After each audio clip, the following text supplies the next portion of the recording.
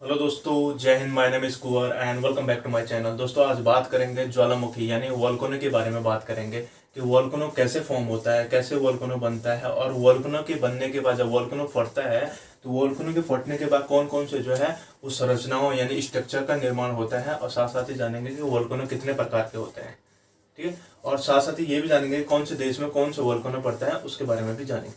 सबसे पहले जान लेते हैं कि वोल्केनो यानी ज्वालामुखी होता क्या है। ज्वालामुखी वो हिस्सा होता है, ज्वालामुखी वो पृथ्वी का सतह का वो हिस्सा होता है जहाँ से पृथ्वी के अंदर का जो मैग्मा है वो जो है बाहर निकलता है।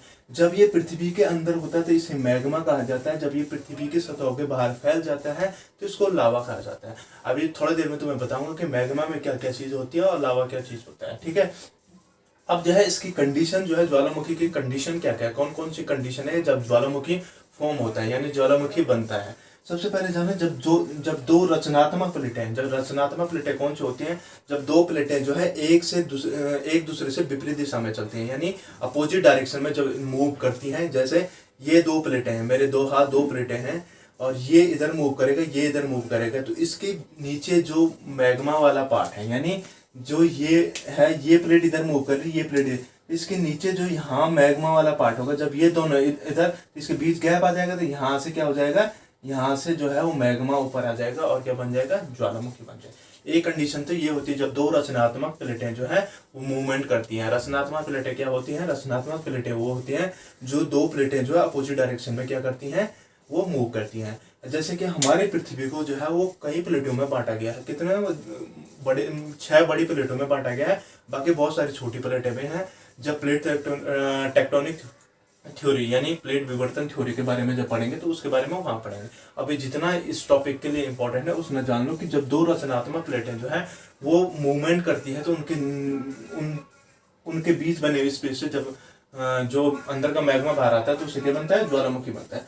दूसरा, जब एक जो है हमारे जैसे पृथ्वी में कॉन्टिनेंटल प्लेट भी है यानी कॉन्टिनेंटल प्लेट यानी महाद्वीपीय प्लेट और जो है ओशियन प्लेट यानी महासागरीय प्लेट है। जब एक महासागरीय प्लेट और एक महाद्वीपीय प्लेट जब आपस में टकराती हैं तो क्या है, महाद्वीपीय प्लेट के ऊपर क्या होता है, सॉरी महासागरीय प्लेट के ऊपर क्या होता है, जो सी प्लेट होती है उसके ऊपर क्या होता है, उसके ऊपर पानी होता है और वो पानी होने के कारण क्या होता है, उसका वजन ज्यादा होता है।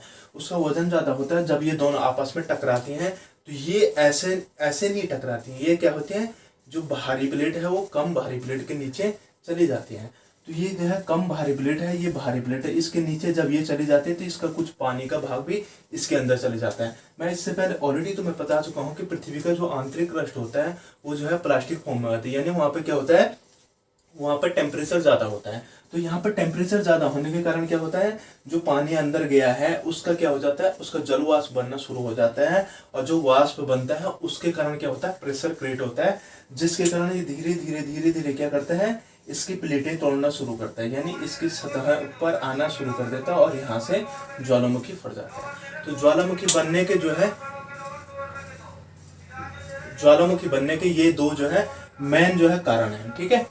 अब जान लेते हैं जब ज्वालामुखी फटता है, जब ज्वालामुखी जो है पृथ्वी के अंदर से जब बाहर सतह की ओर आता है तो वो कौन कौन सी संरचनाएं बनाता है। अभी क्या है, जब ज्वालामुखी जो है पृथ्वी के अंदर से बाहर की ओर आता है तो जो प्लेटें हैं उन प्लेटों में जो है पृथ्वी के अंदर जो है जो सतह है, अंदर की सतह है, उनमें क्या होता है, आंतरिक क्रस्ट में कई जो है दरारें पड़ी रहती हैं। तो जब वो मैग्मा बाहर आता है तो मैग्मा बाहर आने की कोशिश करता है तो उन दरारों में भी मैग्मा चले जाता है, जिसके कारण क्या होता है, उन दरारों में एक स्ट्रक्चर यानी एक संरचनाओं का निर्माण होता है। तो संरचनाएं कितने प्रकार की हैं वो जान लेते हैं। जब जो है मैग्मा जो है पृथ्वी की सतह से ऊपर आता है, ये मैग्मा है, जब ये मैग्मा पृथ्वी की सतह से ऊपर आता है, सपोज ये ऊपर आ गया और इसको जो है फोल्ड यानी जो इस तरफ की ये जो तरंग रूपी जो है ऐसी दरार मिल गई तो इस दरार में चले जाएगा और जो है ठंडा होने के बाद क्या हो जाएगा, यहाँ पे ये इस टाइप ये तरंगनुमा क्या बना देगा, जो है स्ट्रक्चर बना देगा। तरंगनुमा स्ट्रक्चर बनाएगा तो उसको क्या कहते हैं, उसको कहते हैं फैकोलिथ। ये पेपर में बहुत बार आते हैं, ये वाले स्ट्रक्चर जो है आप जो है वो स्क्रीनशॉट ले लो और जो है इसको लिख लो, ये पेपर में बहुत बार आता है। और जब वो जो है ऐसी लेटी हुई यानी ऐसी लेटी हुई दरारों में जाकर स्ट्रक्चर बनाता है तो उसे क्या कहते हैं, उसको सिल कहा जाता है। और उसी प्रकार जब इसी का जब खड़ी हुई जैसे ऐसे में जब कोई स्ट्रक्चर का निर्माण करता है उसके डाई कहा जाता है। और जब प्लेट नुमा आकृति, जब प्लेट नुमा यानी कटोरी नुमा जब आकृति बनाती है, यानी अगर पृथ्वी के अंदर सतह में जो है ऐसी दरार है, उसमें जब मैग्मा भर जाता है तो प्लेट नुमा आकृति में क्या बनाता है, एक स्ट्रक्चर, एक संरचना का निर्माण करता है, जिसको क्या कहा जाता है, लेपोलिथ कहा जाता है।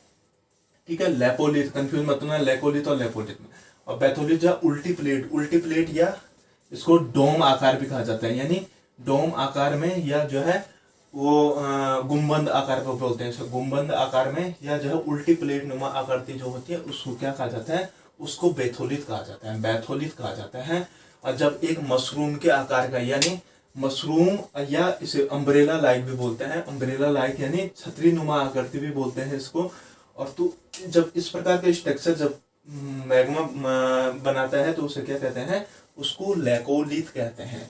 लेपोलिथ और लेकोलिथ में जो है कंफ्यूज नहीं होना पेपर। और उसके बाद जब यहाँ आ जाता है तो इसको क्या कहा जाता है, इसको लावा कहा जाता है।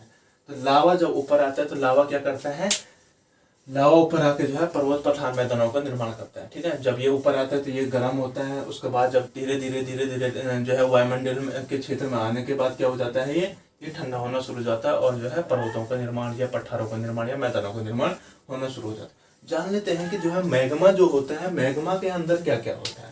जो मैग्मा होता है यानी जो पृथ्वी के अंदर जो है जो गर्म पदार्थ होता है उसमें क्या क्या होता है, उसमें जो एक तो लावा होता है, magma is equal to lava plus gases, उसमें गैसेस भी होते हैं और जो है जलवाष्प, यानी जो पृथ्वी के अंदर का जो अंडरग्राउंड वाटर है उसका जो है जलवाष्प भी होता है। और सिंडर, सिंडर किसे कहते हैं, जो ठोस टुकड़े यानी जो रॉक के टुकड़े वगैरह जो जब ज्वालामुखी फटता है जो आते हैं उसे क्या कहते हैं, सिंडर कहते हैं, उसे ठोस टुकड़े। तो पेपर में बहुत बार आता है मैग्मा में क्या क्या होता है, तो मैग्मा में क्या क्या है, लावा प्लस गैसेस प्लस जलवाष्प प्लस सिंडर। सिंडर किसे कहा जाता है, ठोस टुकड़ों को सिंडर कहा जाता है। यहाँ तक क्लियर हो गया। ठीक है, अब एक और जान लो कि जो है ज्वालामुखी कितने प्रकार के होते हैं। ज्वालामुखी जो है जनरली दो प्रकार के ज्वालामुखी, अगर इनके दो प्रकार के होते हैं। और नंबर एक होता है अम्लीय ज्वालामुखी। अम्लीय ज्वालामुखी क्या होता है, अम्लीय ज्वालामुखी वो होता है जिस ज्वालामुखी में यानी जो उसकी ज्वालामुखी के जो लावा निकलता है उस लावा में अगर सिलिका की मात्रा जो है 60% से अधिक है, यानी 60% से ज्यादा है, तो उसे अम्लीय ज्वालामुखी कहा जाता है। और वही उसी लावा में अगर जो है सिलिका की मात्रा जो है वो 60% से कम है तो उसे क्या, क्षारीय ज्वालामुखी कहा जाता है। ठीक है, अब जो है सक्रियता के हिसाब से जो है इसमें क्या आता है, सक्रियता के हिसाब से यानी इंटेंसिटी के हिसाब से जो है ये तीन प्रकार के होते हैं। नंबर एक जो है वो जो है सक्रिय ज्वालामुखी, नंबर दो सुषुप्त ज्वालामुखी और नंबर तीन जो है वो शांत ज्वालामुखी। तो इन्हें कहते हैं एक्टिव ज्वालामुखी, इनएक्टिव ज्वालामुखी और डेड ज्वालामुखी। अब ये सक्रिय ज्वालामुखी क्या होता है, सक्रिय ज्वालामुखी वो ज्वालामुखी होता है जो लगातार जो है वो फटता रहता है, यानी वो टाइम टू टाइम फटता रहता है। ठीक है, उसे क्या कहते हैं, उसे सक्रिय ज्वालामुखी कहते हैं। सुषुप्त यानी इनएक्टिव ज्वालामुखी किसे कहते हैं, इनएक्टिव ज्वालामुखी उसे कहते हैं जो है एक टाइम फटा, आज जैसे 10 साल फटा, फिर जो है उसका एक टाइम पीरियड नहीं है, मतलब वो फटता रहता है। जैसे अभी आज फटा कुछ, फिर 10 साल तक नहीं फटा, फिर 10 साल बाद फट गया, फिर जो है 15 साल तक नहीं फटे, 15 साल बाद फट गया, तो इसे कहते हैं इनएक्टिव ज्वालामुखी यानी सुषुप्त ज्वालामुखी कहा जाता है। और शांत ज्वालामुखी यानी डेड ज्वालामुखी उसे कहते हैं जो ज्वालामुखी केवल एक बार फटता है और एक बार फटने के बाद जो है दोबारा नहीं फटता है, उसे क्या कहते हैं, शांत ज्वालामुखी कहते हैं। ठीक है, अभी जो वर्ल्ड में कौन कौन से ज्वालामुखी कहाँ पड़ते हैं वो जो एक अलग टॉपिक उसे अलग जो है अलग वीडियो में बताऊंगा। ठीक है, अभी एक चीज और जानने के लिए इसमें है, ये तो क्लियर हो गया। अब एक चीज और जान लो, एक चीज ये है इसमें, ये जब पृथ्वी के अंदर का जो लावा है, जब ये पृथ्वी की ये सतह है, ये सरफेस ऑफ अर्थ है, सरफेस ऑफ अर्थ है, जब ये ज्वालामुखी, ये जो ज्वालामुखी, ये मैग्मा है, ये क्या है, ये मैग्मा है। जब ये मैग्मा जो है पृथ्वी की सतह के ऊपर आता है तो क्या, पर्वत पठार मैदानों का निर्माण करता है। ठीक है, और जो अम्लीय ज्वालामुखी होता है, अम्लीय ज्वालामुखी इतना इंटेंस होता है, इतना खतरनाक होता है कि इससे ज्यादातर जो है इसकी जो फटता है तो इसकी जो हाइट होती है वो क्या होती है, बहुत ज्यादा। तो इससे क्या होता है, अम्लीय ज्वालामुखी जो है, अम्लीय ज्वालामुखी से जो है ज्यादातर जो है वो माउंटेन यानी पर्वतों का निर्माण होता है। ठीक है, जो क्षारीय ज्वालामुखी है, क्षारीय ज्वालामुखी से जो है ज्यादातर क्या होता है, वो पठार और जो है मैदानों का निर्माण।